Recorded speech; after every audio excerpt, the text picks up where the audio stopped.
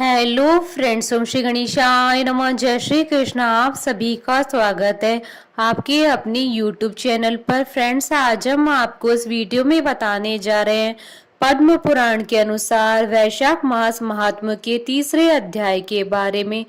Friends, वैशाख मास महात्म्य की कहानियों के भी वीडियो आप देख सकते हैं हमारे चैनल पर।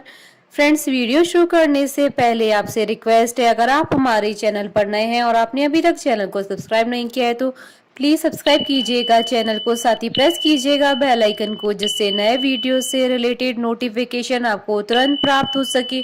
और वीडियो पसंद आने पर वीडियो को लाइक और शेयर जरूर कीजिएगा ताकि सभी भक्तों को इस वीडियो का लाभ प्राप्त हो सके। और कमेंट बॉक्स में जय श्री कृष्ण जरूर लिखिएगा। वैशाख मास महात्म सब प्रकार के विघ्नों का नाश करने वाले तथा सारी सृष्टि का पालन करने वाले श्री गणेश जी, ज्ञान के दाता देवी श्री सरस्वती जी तथा सब पुराणों के कर्ता श्री व्यास जी तथा श्री गुरुदेव के चरण कमलों में नमस्कार करके भगवान की श्रद्धा और भक्ति रस में डूबे हुए वैशाख मास महात्म की कथा कहती हूँ। तीसरा अध्याय प्रारंभ।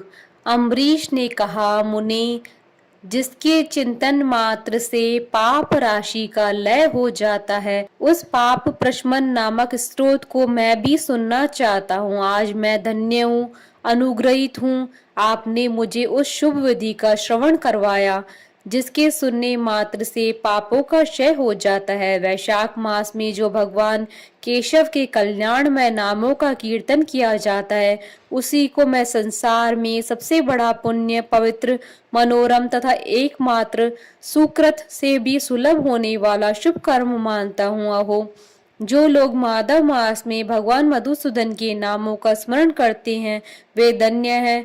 अतः यदि आप उचित समझे तो मुझे पुनः माधव मास की पवित्र कथा सुनाएं। सूत जी कहते हैं, राजाओं में श्रेष्ठ हरि भक्त अम्बरीश के वचन सुनकर नारद मुनि को बड़ी प्रसन्नता हुई। यद्यपि वे वैशाख स्नान को जाने के लिए उत्कंठित थे, तथापि सत्संग में आनंद आने के कारण रुक गए और राजा से बोले। नारद जी ने कहा, महिपाल, मुझे ऐसा जान पड़ता है कि यदि दो व्यक्तियों में परस्पर भगवत कथा संबंधी सरस वार्तालाप छिड़ जाए तो वह अत्यंत विशुद्ध अंतःकरण को शुद्ध करने वाला होता है। आज तुम्हारे साथ जो माधव मास के महात्म्य की चर्चा चल रही है, यह वैशाख स्नान की अपेक्षा अधिक पुण्य प्रदान करने वाली है, क्योंकि माधव मास के देवता भगवान श्री विष्णु हैं। अतः उनका कीर्तन भगवान का ही कीर्तन है, जिसका जीवन धर्म के लिए और धर्म भगवान की प्रसन्नता के लिए है, तथा जो रात दिन पुण्योपार्जन में ही लगा रहता है, उसी को इस पृथ्वी पर वैष्णव मानता हूँ। राजन, अब मैं वैशाख स्नान में होने वाले पुण्य फल का संक्षेप में वर्णन करता हूँ। विस्तार के साथ सारा वर्णन तो मेरे पिता ब्रह्मा जी भी नहीं कर सकते हैं। वैशाख में डुबकी लगाने मात्र से समस्त पाप छूट जाते हैं। पूर्व काल की बात है, कोई मुनीश्वर तीर्थ यात्रा के प्रसंग से सर्वत्र घूम रहे थे। उनका नाम था मुनि शर्मा। वे बड़े धर्मात्मा, सत्यवादी, पवित्र तथा शम, दम एवं शांति धर्म से युक्त थे। वे प्रतिदिन पितरों का तर्पण और श्राद्ध करते थे। उन्हें वेदों और स्मृतियों के विधानों का सम्यक ज्ञान था। वे मधुर वाणी में बोलते और भगवान का पूजन करते रहते थे। वैष्णवों के संसर्ग में ही उनका समय व्यतीत होता था। वह तीनों कालों के ज्ञाता, मुनि, दयालु, अत्यंत तेजस्वी, तत्व ज्ञानी और ब्राह्मण भक्त थे। वैशाख का महीना था। मुनि शर्मा स्नान के लिए नर्मदा के किनारे जा रहे थे। उसी समय उन्होंने अपने सामने 5 पुरुषों को देखा जो भारी दुर्गति में फंसे हुए थे। वे अभी अभी एक दूसरे से मिले ही थे कि उनके शरीर का रंग काला था। वे एक बरगद की छाया में बैठे थे और पापों के कारण उद्गिन्न होकर चारों ओर दृष्टिपात कर रहे थे। उन्हें देखकर द्विजवर मुनि शर्मा बड़े विस्मय में पड़े और सोचने लगे, इस भयानक वन में मनुष्य कहाँ से आए। इनकी चेष्टा बड़ी दयनीय है, किंतु इनका आकार बड़ा भयंकर दिखाई देता है। ये पाप भागी चोर तो नहीं है। विप्रवर मुनि शर्मा की बुद्धि बड़ी स्थिर थी। वे जो ही इस प्रकार विचार करने लगे, उसी समय उपयुक्त 5 पुरुष उनके पास आए और हाथ जोड़कर मुनि शर्मा से बोले। उन पुरुषों ने कहा, विप्रवर, हमें आप कल्याण में पुरुषोत्तम जान पड़ते हो। हम दुखी जीव हैं, अपना दुख विचार कर आपको बताना चाहते हैं। द्विजराज, आप कृपा करके हमारी कष्ट कथा सुनिए। देववश जिनके पाप प्रकट हो गए हैं, उन दीन दुखी प्राणियों के आधार आप जैसे संत महात्मा ही हैं। साधु पुरुष अपनी दृष्टि मात्र से पीड़ितों की पीड़ाएं हर लेते हैं। अब उनमें से एक ने सबका परिचय देना आरंभ किया। मैं पंचाल देश का क्षत्रिय हूँ। मेरा नाम नरवाहन है। मैंने मार्ग में मोहवश बाण द्वारा एक ब्राह्मण की हत्या कर डाली। मुझे ब्रह्म हत्या का पाप हो गया, इसलिए शिखा सूत्र और तिलक से रहित होकर इस पृथ्वी पर घूमता हूँ और सबसे कहता फिरता हूँ कि मैं ब्रह्म हत्यारा हूँ। मुझ महापापी ब्रह्मघाती को आप कृपा की भिक्षा दे। इस दशा में पड़े पड़े मुझे 1 वर्ष बीत गया है। मैं पाप से जल रहा हूँ। मेरा चित्त शोक से व्याकुल है। तथा ये जो सामने दिखाई देते हैं, इनका नाम चंद्र शर्मा है। ये जाति के ब्राह्मण है। उन्होंने मोह से मलिन होकर गुरु का वध किया है और ये मगध देश के निवासी हैं। इनके स्वजनों ने इनका परित्याग कर दिया है। ये भी घूमते घामते देवात यहाँ आ पहुंचे हैं। इनके भी न शिखा है न सूत्र है। ब्राह्मण का कोई भी चिन्ह इनके शरीर में नहीं रह गया है। इनके सिवा जो ये तीसरे व्यक्ति है, इनका नाम देव शर्मा है। स्वामिन, ये भी बड़े कष्ट में है। ये भी जाति के ब्राह्मण है, किंतु मोहवश वैश्या की आसक्ति में फंसकर शराबी हो गए थे। इन्होंने भी पूछने पर अपना सारा हाल चाल सच सच कह सुनाया। अपने प्रथम पापाचार को याद करके इनके हृदय में बड़ा संताप होता है। ये सदा मन संताप से पीड़ित रहते हैं। इनको उनकी स्त्री ने, बंधु बांधुओं ने तथा गांव के सब लोगों ने वहां से निकाल दिया है। ये अपने उसी पाप के साथ भ्रमण करते हुए यहाँ आए हैं। ये चौथे माश्य जाति के वैश्य हैं।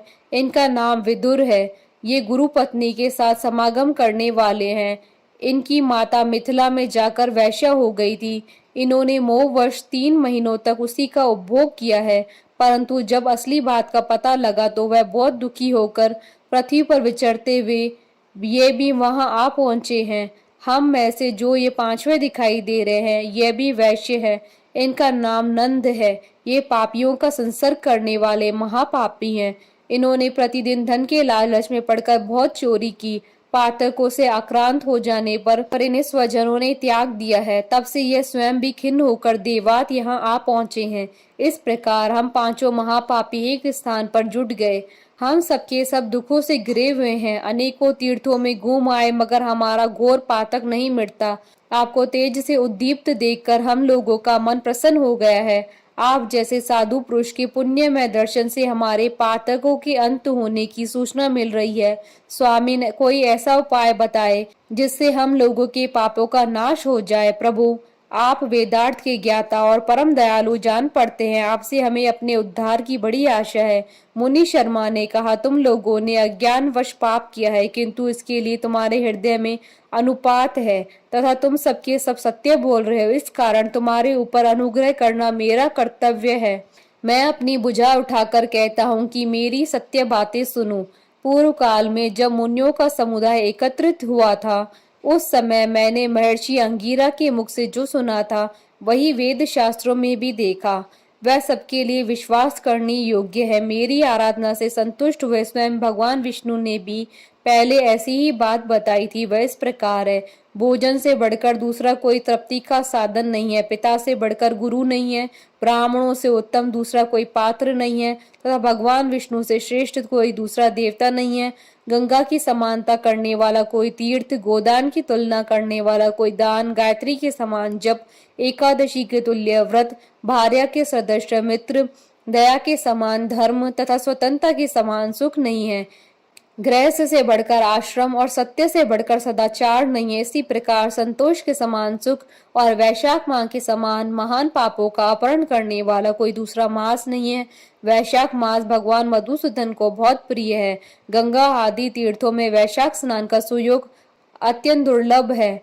उस समय गंगा, जमुना तथा नर्मदा की प्राप्ति कठिन होती है। जो शुद्ध हृदय वाला मनुष्य भगवान के भजन में तत्पर हो, पूरे वैशाख भर प्रातः काल गंगा स्नान करता है, वह सब पापों से मुक्त होकर परम गति को प्राप्त होता है। इसलिए पुण्य के सारभूत इस वैशाख मास में तुम भी सभी पातकी मेरे साथ नर्मदा तट पर चलो और उसमें गोते लगाओ। नर्मदा के जल का मुनि लोग भी सेवन करते हैं। वह समस्त पापों के भय का नाश करने वाला है। मुनि के यूं कहने पर वे सब पापी उनके साथ अद्भुत पुण्य प्रदान करने वाली नर्मदा की प्रशंसा करते हुए उनके तट पर गए। किनारे पहुंचकर ब्राह्मण श्रेष्ठ मुनि शर्मा का चित्त प्रसन्न हो गया। उन्होंने वेदोक्त विधि के अनुसार नर्मदा के जल में प्रातः स्नान किया। उपयुक्त पांचों पापियों ने भी ब्राह्मण के कहने से जो ही नर्मदा में डुबकी लगाई, त्यों ही उनके शरीर का रंग बदल गया। वे तत्काल स्वर्ण के समान कांतिमान हो गए। फिर मुनि शर्मा ने सब लोगों के सामने उन्हें पाप प्रशमन नामक स्त्रोत सुनाया। भूपाल, अब तुम पाप प्रशमन नामक स्त्रोत सुनो। इसका भक्ति पूर्वक श्रवण करके ही मनुष्य पाप राशि से मुक्त हो जाता है। इसके चिंतन मात्र से ही बहुतेरे पापी शुद्ध हो चुके हैं। इसके सिवा और भी बहुत से मनुष्य इस स्रोत का सहारा लेकर अज्ञान जनित पाप से मुक्त हो गए हैं। जब मनुष्य का चित्त पराई स्त्री, पराय धन तथा जीव हिंसा आदि की ओर जाए तो इस प्रायश्चित रूपा स्तुति की शरण लेनी चाहिए। संपूर्ण विश्व में व्यापक भगवान श्री विष्णु को सर्वदा नमस्कार है। विष्णु को बारंबार प्रणाम है। मैं अपने चित्त में विराजमान विष्णु को नमस्कार करता हूँ। अपने अहंकार में व्याप्त श्री हरि को मस्तक झुकाता हूँ। श्री विष्णु चित्त में विराजमान ईश्वर, मन और इंद्रियों के शासक, अव्यक्त, अनंत, अपराजित, सबके द्वारा स्तवन करने योग्य तथा आदि अंत से रहित ऐसे श्री हरि को मैं नित्य प्रणाम करता हूँ। जो विष्णु मेरे चित्त में विराजमान है, जो विष्णु मेरी बुद्धि में स्थित है, जो विष्णु मेरे अहंकार में व्याप्त है तथा जो विष्णु सदा मेरे स्वरूप में स्थित है, वे ही कर्ता होकर सब कुछ कराते हैं। उन विष्णु भगवान का चिंतन करने पर चराचर प्राणियों का सारा पाप नष्ट हो जाता है। जो ध्यान करने और स्वप्न में दिख जाने पर भी पापियों के पाप हर लेते हैं तथा चरणों में पड़े हुए शरणागत भक्त जिन्हें अत्यंत प्रिय हैं, उन वामन रूपधारी भगवान श्री विष्णु को नमस्कार करती हूँ, जो अजन्मा, अक्षर और अविनाशी है तथा इस अवलभ्य शून्य संसार में हाथ का सहारा देने वाला है। स्रोतों द्वारा जिनकी स्तुति की जाती है, उन सनातन श्री विष्णु को मैं सदा प्रणाम करती हूँ। हे सर्वेश्वर, हे ईश्वर, हे व्यापक परमात्मन, हे अदोषज, हे इंद्रियों का शासन करने वाले अंतर्यामी ऋषिकेश, मैं आपको बारंबार नमस्कार करती हूँ। हे नरसिंह, हे अनंत, हे गोविंद, हे भूत भावन, हे केशव, हे जनार्दन, मेरे दुर्वचन, दुष्कर्म और दुष्चिंतन को शीघ्र नष्ट कीजिए। महाभाव, मेरी प्रार्थना सुनिए। अपने चित्त के वश में होकर मैंने जो कुछ भी बुरा चिंतन किया हो उसको शांत कीजिए। ब्राह्मणों का हित साधन करने वाले देवता गोविंद, परमार्थ में तत्पर रहने वाले जगन्नाथ, जगत को धारण करने वाले अच्युत, मेरे पापों को नाश कीजिए। मैंने पूर्वाह्न, सायं, मध्याह्न तथा रात्रि के समय शरीर, मन और वाणी के द्वारा जानकर या अनजान में जो भी कुछ पाप किया हो वह सब ऋषिकेश, पुंडरीकाक्ष और माधव इन 3 नामों के उच्चारण से नष्ट हो जाए। ऋषिकेश, आपके नामोच्चारण से मेरा शारीरिक पाप नष्ट हो जाए। पुंडरीकाक्ष, आपके स्मरण से मेरा मानस पाप शांत हो जाए तथा माधव, आपके नाम कीर्तन से मेरे वाचिक पाप नाश हो जाएं। मैंने खाते पीते, खड़े होते, सोते, जागते तथा ठहरते समय मन, वाणी और शरीर से स्वार्थ या धन के लिए जो कुत्सित योनियों और नरकों की प्राप्ति कराने वाला महान पाप या थोड़ा पाप किया है, वह सब भगवान वासुदेव का नामोच्चारण करने से नष्ट हो जाए। जिसे परब्रह्म, परम धाम और परम पवित्र कहते हैं, वह तत्व भगवान श्री विष्णु है। इन श्री विष्णु भगवान का कीर्तन करने से मेरे जो भी पाप हो वह नष्ट हो जाए। जो गंध और स्पर्श से रहित है, ज्ञानी पुरुष जिसे पाकर पुनः संसार में नहीं लौटते, वह श्री विष्णु का ही परम पद है। वह सब मुझे पूर्ण रूप से प्राप्त हो जाए। यह पाप प्रशमन नामक स्रोत है। जो मनुष्य इसे पढ़ता है और सुनता है वह शरीर, मन और वाणी द्वारा किए हुए पापों से मुक्त हो जाता है। इतना ही नहीं, वह पाप ग्रह आदि के भय से भी मुक्त होकर विष्णु के परम पद को प्राप्त होता है। यह स्रोत सब पापों का नाश करने वाला है तथा पाप राशि का प्रायश्चित है।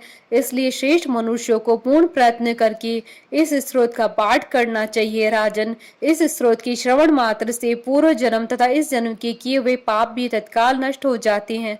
यह स्रोत पाप रूपी वृक्ष के लिए कुठार और पाप में ईंधन के लिए दावानल और पाप राशि रूपी अंधकार समूह का नाश करने के लिए स्रोत सूर्य के समान है। मैंने संपूर्ण जगत पर अनुग्रह करने के लिए इसे तुम्हारे सामने प्रकाशित किया है। इसकी पुण्यमय महात्मा का वर्णन करने में स्वयं श्री हरि भी समर्थ नहीं है। इति श्री स्कंद पुराण अंतर्गत वैशाख मास महात्म का तीसरा अध्याय संपूर्ण।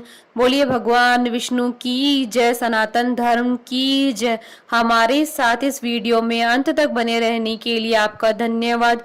ओम श्री गणेशाय नमः। जय श्री कृष्णा।